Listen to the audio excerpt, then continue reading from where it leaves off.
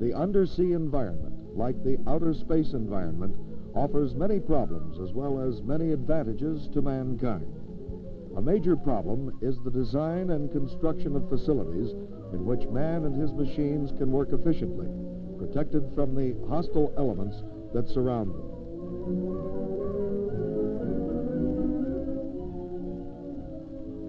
Project DIVERCON 1 was proposed by the Naval Civil Engineering Laboratory as a means of finding some of the answers. Assisted in the early phase by a class in engineering design at UCLA, laboratory engineers conducted a series of highly successful experiments.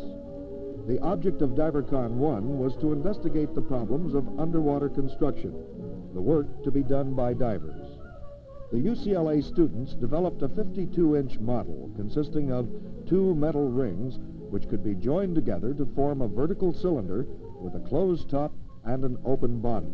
The model incorporated 3 major design features: a rod and V-block method of aligning the separate rings, a quick connect latching system with special tools, and the gasket material used to seal the joints. The model was tested in an open tank on the UCLA campus.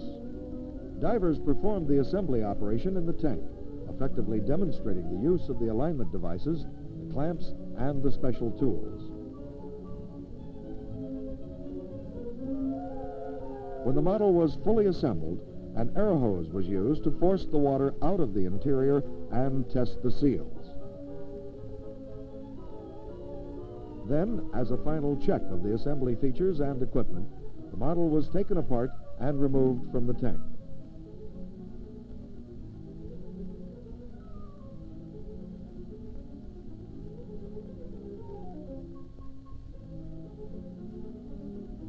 The UCLA contribution had proven of great value. Now, the same model, along with another that was connected by bolts rather than clamps, was tested by NCEL personnel in 50 feet of water off Anacapa Island. Since the assembly problems were well under control, the emphasis in these tests was shifted to the handling of the materials, and particularly to the lifting device. The test models had been placed on the ocean floor intact. The plan was to separate the parts and reassemble them again, starting with the clamped model.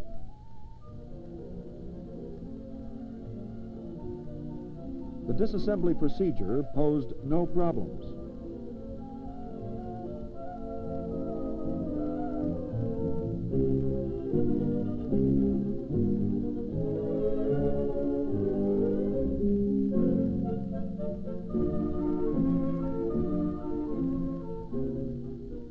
A pneumatic winch was used to reassemble the components.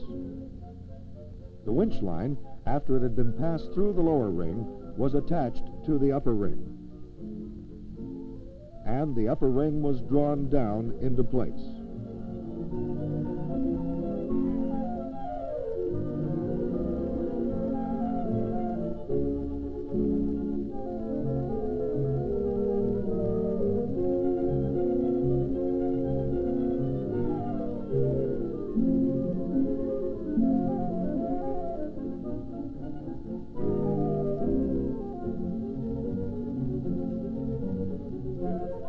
In the ocean environment, the mating guides, latching system, tools, and sealing gaskets again proved to be effective and easily handled.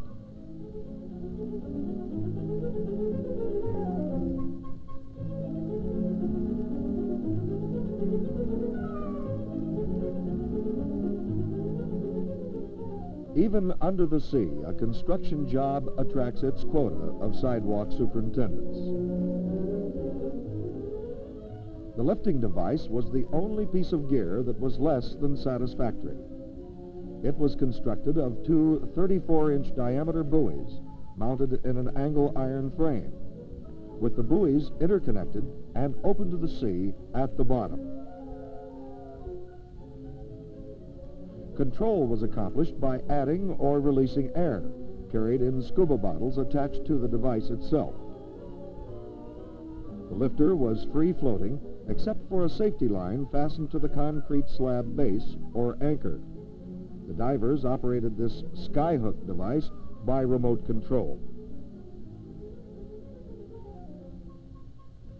They experienced some difficulty in maintaining the proper degree of buoyancy required to lift and move the separate parts of the facility.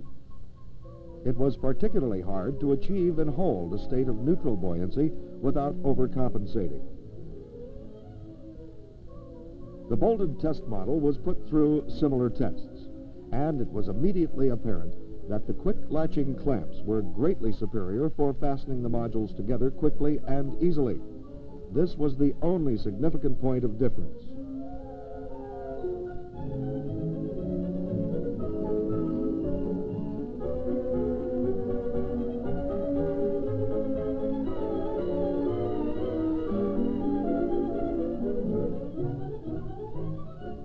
With the model test phase completed, the divers headed for the surface for the last time.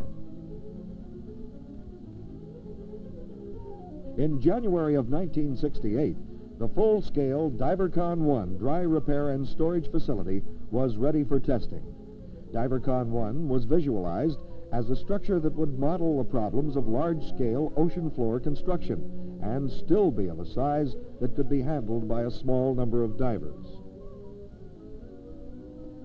The structure itself was 10 feet in diameter and 10 feet high, comprised of 3 prefabricated modules: a bottom ring, a middle ring, and a dome top. Again, the tests were conducted at the site off Anacapa Island in about 50 feet of water. The assembly techniques were well established by now. As before, moving and setting up the lower ring were first in the order of procedure.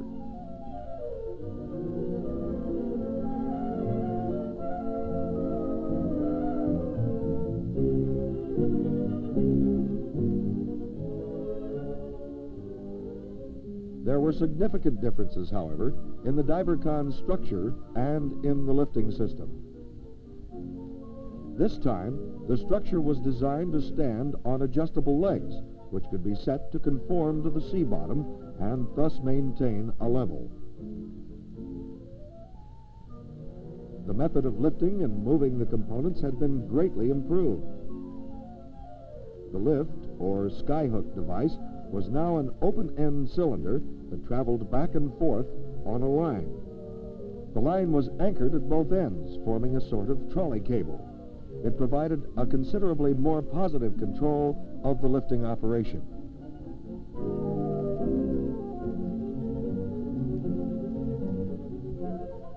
The actual raising and lowering of the modules was done by a hydraulic winch mounted in the lifting device.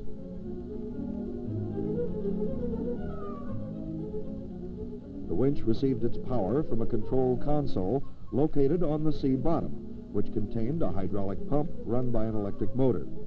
Electric power for the motor was supplied by the surface support vessel.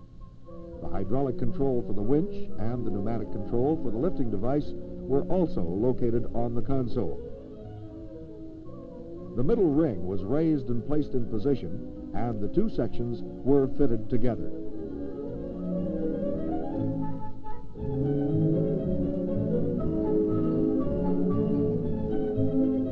The latching system functioned as efficiently as it had done in the previous tests.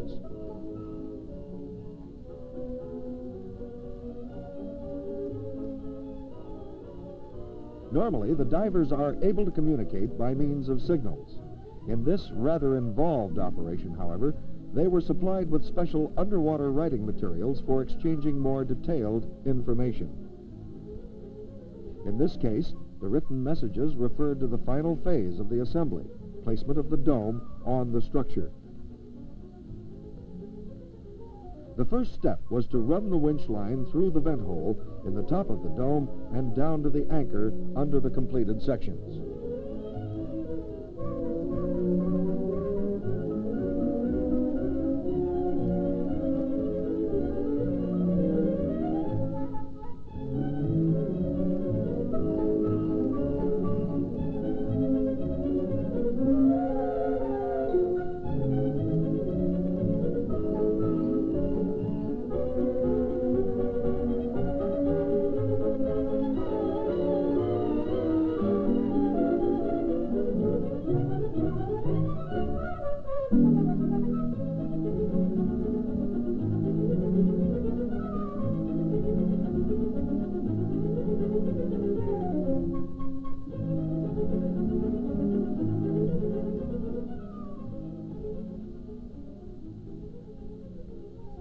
Then the dome was winched down into place and mated to the assembly.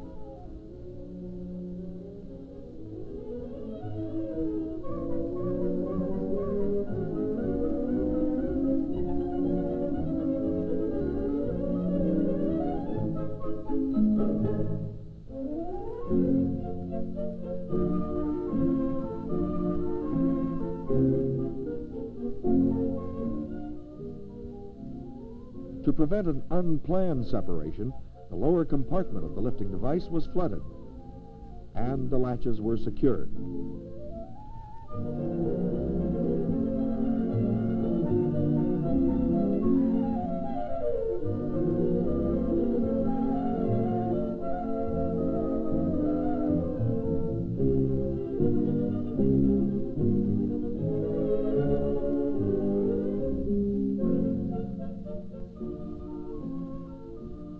The load was unshackled from the lift device and the winch line was removed.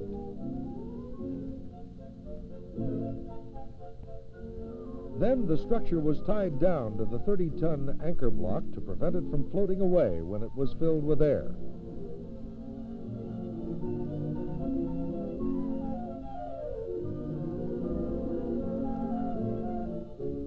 The tie-down lines ran from the base of the dome through restrainer blocks on the lower ring, and then to the anchor.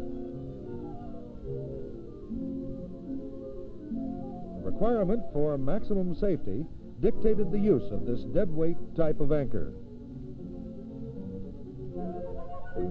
This completed the main structure of DIVERCON 1, and the task had been accomplished with relative ease and few serious unexpected problems.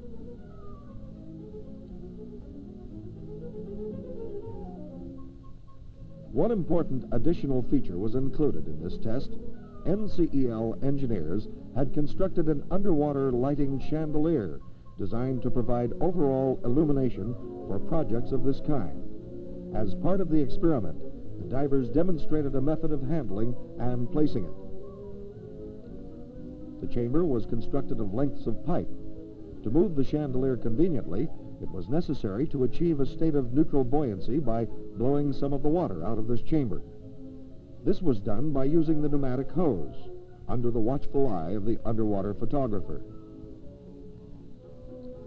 When the desired state of buoyancy was reached, the divers had little difficulty in maneuvering the chandelier into position, which satisfied the objective of this brief test.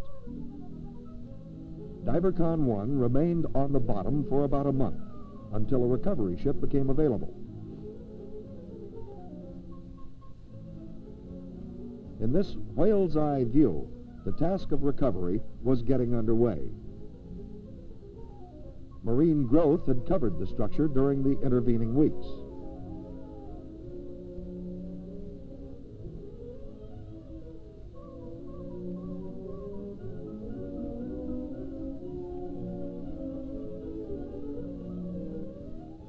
A hook was lowered from the ship and attached.